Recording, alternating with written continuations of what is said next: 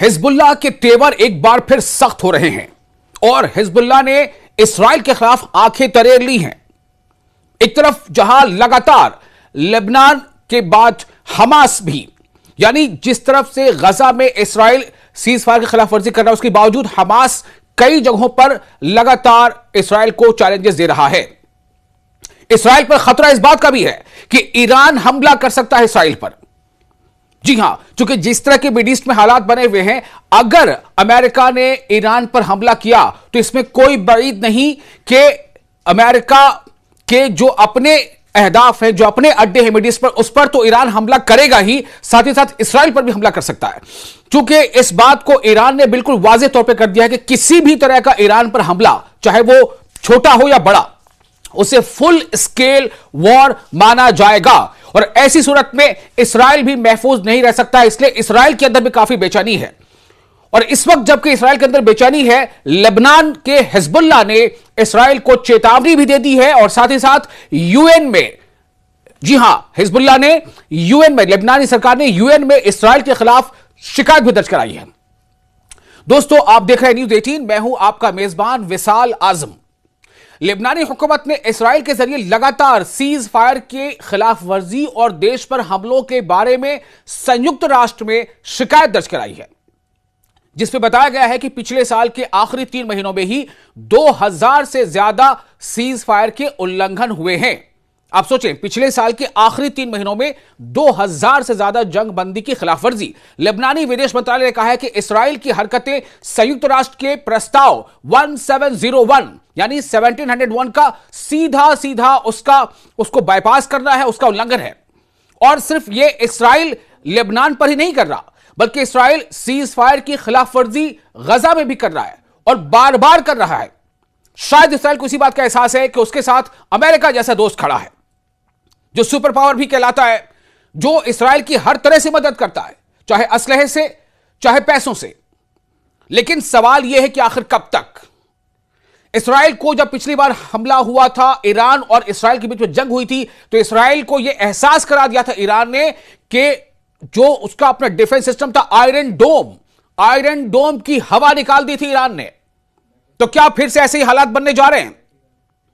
Lebanon ने संयुक्त राष्ट्र सुरक्षा परिषद से इस्राइल पर दबाव डालने का आग्रह किया है कि वो अंतरराष्ट्रीय स्तर पर मान्यता प्राप्त सीमाओं से पूरी तरह पीछे हट जाए। वैसी तमाम सरहदें जो इंटरनेशनली अक्लेम्ड हैं, अप्रूव्ड हैं, उन सरहदों से इस्राइल पीछे हट जाए और अपने हमले बंद करे और इस्राइली जेलों में बंद लेबनानी कैदियों को रिहा किया जाए। बयान में आगे कहा गया है, जो विदेश मंत्री हैं लेबनान के, उनके बयान में कहा गया है कि शिकायत में 3 टेबल शामिल थे, जिनमें अक्टूबर, नवंबर और दिसंबर 2025 के महीनों के दौरान लेबनानी संप्रभुता के इजरायली उल्लंघन का रोजाना का डिटेल दिया गया था, बिल्कुल टेबल की शक्ल में, कि कब कब, कितनी बार, किस किस समय उल्लंघन हुआ है। और यह खिलाफ वर्जी या उल्लंघन किसने किया है? इस्राइल ने किया है, लेबनान में किया है। मैं आपको बार बार यह बता रहा हूं कि इस्राइल गजा में तो कर ही रहा है जो करना है उसे, लेकिन इन उल्लंघनों की ये जो खिलाफ वर्जियां हुई हैं, वो सिलसिलेवार तरीके से बताई गई हैं कि 542, 691 और 803 थी, यानी 3 महीने में। एक महीने में 542 बार जंगबंदी की खिलाफ वर्जी, दूसरे महीने में 691 मरतबा सीज फायर का उल्लंघन और तीसरे महीने में 803 मरतबा सीज फायर का वायलेशन किया गया है। कुल मिलाकर 2036 सीज फायर के उल्लंघन के मामले आए हैं और उसे लेबनान हुकूमत ने यूएन में बिल्कुल टेबल बनाकर उसको सबमिट कर दिया, शिकायत दर्ज कराई। देखिए, आप इससे अंदाजा कीजिए तेवर का मतलब क्या होता है। आप पहले अपनी पोजीशन स्ट्रांग करते हैं कि हमारे ऊपर यह कुछ हो रहा है, सामने वाला देश या मुल्क हमारे ऊपर लगातार अंतर्राष्ट्रीय कानून की खिलाफवर्जी कर रहा है। उसके बाद क्या होता है? आपको एक जवाब मिलता है।